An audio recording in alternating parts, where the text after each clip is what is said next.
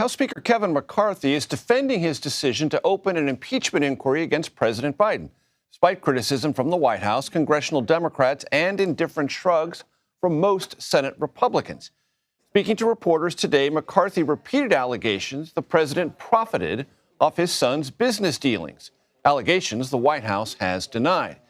McCarthy also defended not holding a floor vote before moving forward.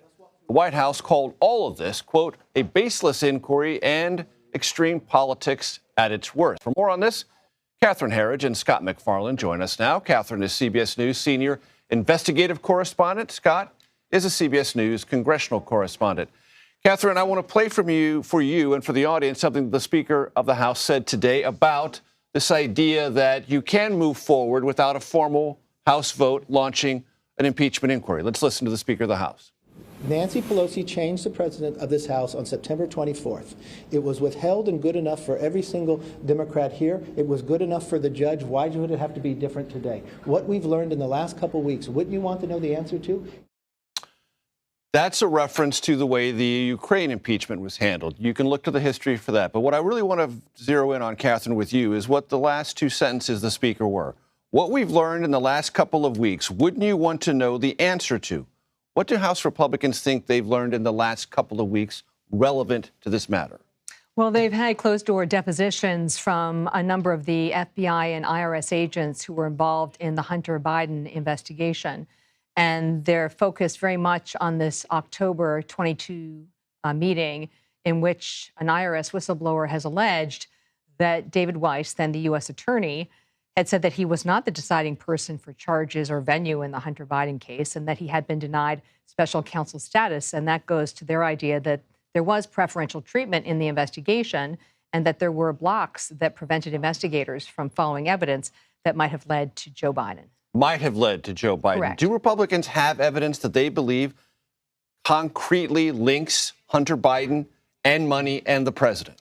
What they have through the bank records that they have subpoenaed is what they say is evidence that $20 million went to the Biden family. Their central allegation, I think, has evolved in recent months to being one that it was a scheme to enrich members of the family, of which Joe Biden was one, that Hunter Biden was trying to cash in and trade on the family name. And you're correct, there's not a smoking gun wire transfer that shows money going to the president, but it's clear from the banking records that the family did receive the benefits of Hunter Biden's foreign business deals. On that point, I interviewed for my show, The Takeout, this week, Adam Smith, ranking Democrat on the House Armed Services Committee, and I brought up this idea about the impeachment inquiry and evidence gathered so far. Let's take a quick listen. There's an incredibly complicated relationship between Joe Biden and his son Hunter. But after a difficult one, let's be candid. Absolutely. But after a very thorough investigation, it's 100% clear that no part of that relationship has led to any money winding up in Joe Biden's pocket. That is absolutely obvious at this point. So this impeachment inquiry is simply Kevin McCarthy once again trying to appease the extreme right-wing MAGA Republicans in his caucus. Catherine, based on the record established so far by House Republicans, is it right or wrong for Adam Smith to say there is absolutely no evidence any money wound up in Joe Biden's pocket?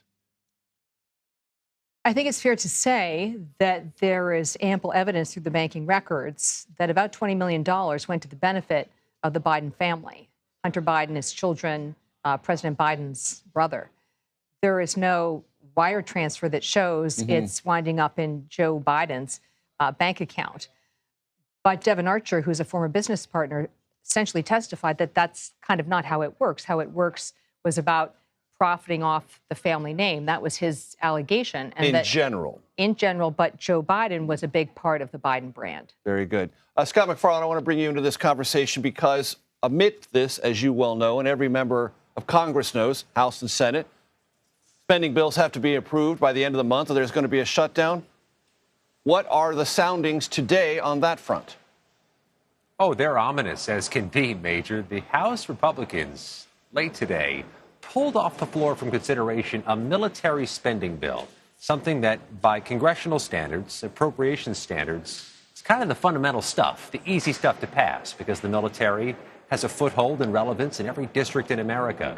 They pulled it off the floor likely because they didn't have the votes to pass it. That is an ominous sign as we approach September 30th, as there are nearly a dozen spending bills to pass that are far more contentious traditionally than military spending. And there's this other dynamic that's growing, Major, and I think it's worth emphasizing this.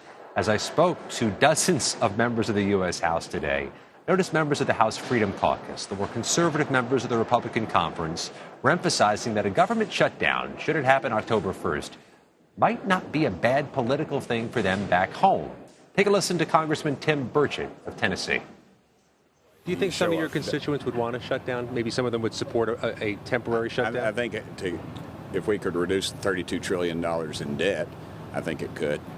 I think they would, yeah, because they're ridiculous. They think this is ridiculous, and that's really the only tool we've got in our belt at some point.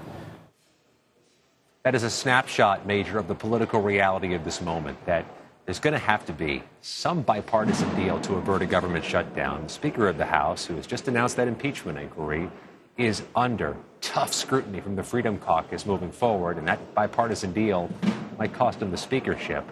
And there are Republicans, Major, who argue that a government shutdown is not only potentially beneficial, but maybe popular at home. Really mixes up the politics as that October 1st date looms ominously. No doubt. And Scott, with this next question, I'm not trying to alarm anyone in the audience, but you know the phrase, is there a doctor in the House? I don't need one, but you have information about a doctor in Congress. Explain. The health episodes involving Republican leader Mitch McConnell raised the profile of this obscure office of the attending physician in Congress. The in-house Capitol doctor, Brian Monahan, wrote a couple notes, doctor's notes for Mitch McConnell, which McConnell's staff released, saying McConnell was cleared to return to work despite those two freezing up incidents and despite the fact that Monahan had to check some testing results. Monahan himself is actually an outsized figure here on Capitol Hill. Our CBS News reporting found his office has about 50 staffers, now has about $4 million in taxpayer money behind them, and do all the checks of members of Congress whenever they're ill or under the weather or concerned about an ache and a pain when they're here in Washington. I had one Michigan Democrat tell me that the office of the attending physician saved his life, saw him when he was too busy to go outside for a doctor, and helped direct him to a specialist where he was ultimately determined to have had throat cancer, which was successfully removed earlier this year. It really is one of those internal things Congress has that may be viewed as a perk, but may also be argued as necessary for those triple-booked, way too busy members of Congress. And one side note, Major, no office here is immune from politics. The office of attending physician gets heat from Republicans for the COVID masking protocols and other restrictions that were in place in 2020 and 2021, and still being asked about it today. Scott MacFarlane, thank you so much from Capitol Hill. Catherine Herridge, thank you so much for being with me at the desk.